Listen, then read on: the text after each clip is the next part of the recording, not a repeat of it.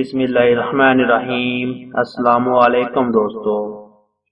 Indonesia کی عدالت میں ایک بڑھیا کو پیش کیا گیا جس پر الزام تھا کھیت سے سبزی چرانے کا۔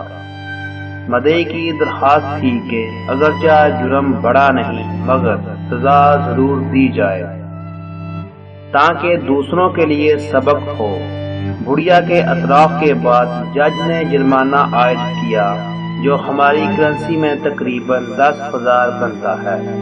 جرمانہ ادا نہ کرنے کی صورت میں جیل۔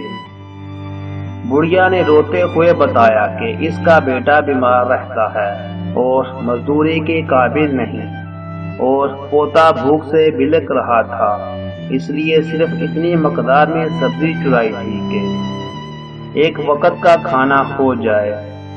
جج نے کہا کہ قانون تو اندھا ہوتا ہے لہذا جرمانہ تو ہوگا، لیکن جج اندھا نہیں ہوتا۔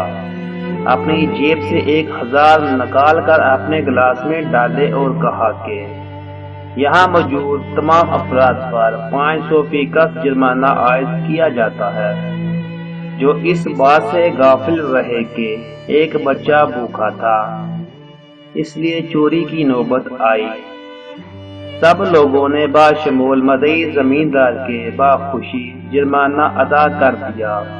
اتنی رقم اکٹھی ہوگی کہ عدالت کا جرمانہ دینے کے بعد بھی کچھ خاصی رقم بچ گئی جو اس بڑھیا کو پیش کر دی گئی۔